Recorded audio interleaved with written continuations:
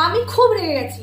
মা বলছে আমি নাকি মাছ মাংস পেঁয়াজ রসুন ছাড়া রান্নাই করতে পারি না। আজকে চ্যালেঞ্জটা হয়ে যাক, আমি আজকে একদম সম্পূর্ণ নিরামিষ একটা রেসিপি করে তোমাদের দেখাচ্ছি, তাও আবার ঢ্যাঁড়স দিয়ে। তাহলে চলো কি করে আমি এই দারুণ সুস্বাদু রেসিপিটা বানালাম দেখে নিই। নমস্কার, আমি সায়ন্তনী ব্যাঙ্গালোর থেকে চলে এলাম আজকে আবার একটা নতুন ঢ্যাঁড়সের রেসিপি নিয়ে। ঢ্যাঁড়স কিন্তু অনেক মানুষেরই অপছন্দের একটা সবজি, কিন্তু ঢ্যাঁড়স খুব উপকারী।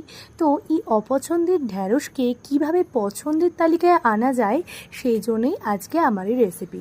তার সঙ্গে ওই যে আমার মা বলে দিয়েছে যে আমি নাকি পেঁয়াজ রসুন ছাড়া রান্না করতে পারি না, তাই এই একটা রেসিপি করে মাকে একটু চমকে দেবো। ঢ্যাঁড়সটাকে ভালো করে ধুয়ে কেটে নিয়েছি, ওপরে একটু বেসন, একটু নুন আর একটু হলুদ ছড়িয়ে ভালো করে মেখে নিচ্ছি। বেসনটা কিন্তু বেশি দেয়া যাবে না, একদম অল্প দিতে হবে। আর এদিকে আমি একটা পেস্ট তৈরি করে নিচ্ছি। তার মধ্যে নিয়েছি বেশ 100 গ্রাম মতো দই, নিয়েছি বেশ 2 চামচ ধনে গুঁড়ো, 2 চামচ জিরে গুঁড়ো দিয়ে এবার ভালো করে এটাকে মেখে নিয়ে একদম বাটনার মতো করে নেব। এরপরে কড়াইতে একটু আমি দিয়েছি সয়াবিন অয়েল, তার মধ্যে 5 ফোড়ন দিচ্ছি ফোড়নে, আর দিচ্ছি শুকনো লঙ্কা। 5 ফোড়ন দিলে কিন্তু ভীষণ মশলাদার একটা স্বাদ আসবে। এমনিতেও 5 ফোড়ন দিয়ে আলু ভাজা বলো কিংবা ঢ্যাঁড়স ভাজা বলো কিংবা কুমড়ো ভাজা বলো, খেতে মন্দ লাগে না, তাই না?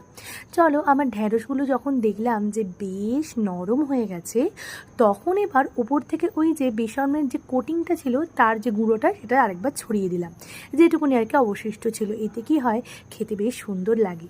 তারপরে দিয়েছি একটু হিং। হিং ছাড়া নিরামিষ রান্না কিন্তু খুব একটা মনোগ্রাহী হয় না, তাই না? দেখো তো, ভাজতে ভাজতে ঢ্যাঁড়সগুলো কি সুন্দর নরম হয়ে গেছে। তখন দই দিয়ে যে মিক্সচারটা বানিয়ে রেখেছিলাম সেটা ওই ঢ্যাঁড়সের উপরে দিয়ে দিলাম। এই সময় আমি গ্যাসটাকে একদম লো আঁচে করে দিয়েছিলাম, একটু জল দিলাম যাতে দইটা কোনোভাবেই ফেটে না যায়। তারপর হালকা হাতে ঢ্যাঁড়সের সঙ্গে দইটাকে সুন্দর করে মাখিয়ে নিলাম। আর একটু ফুটে উঠলেই তেলটা যখন ছেড়ে গেল, 1 হাত ভর্তি কাসুরি মেথি ওপরে ক্রাশ করে ছড়িয়ে দিলেই কিন্তু আমার এই সুস্বাদু রেসিপিটা রেডি। এটা বানাতে মোটে 15 মিনিট টাইম লেগেছে। আর যা যা উপকরণ দিয়েছি আশা করি সবই তোমাদের বাড়িতে আছে। তাহলে আর দেরি কেন, এত সুন্দর নিরামিষ রেসিপি এই শ্রাবণ মাসে নিরামিষ খাওয়ার সময় একটু বানিয়ে ফেলো দেখি। চলো তোমাদের বলি কেমন লাগলো।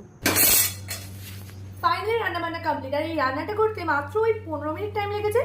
এবার আমি তোমাদেরকে এটা টেস্ট করে বলি যে কেমন হলো। দাঁড়া,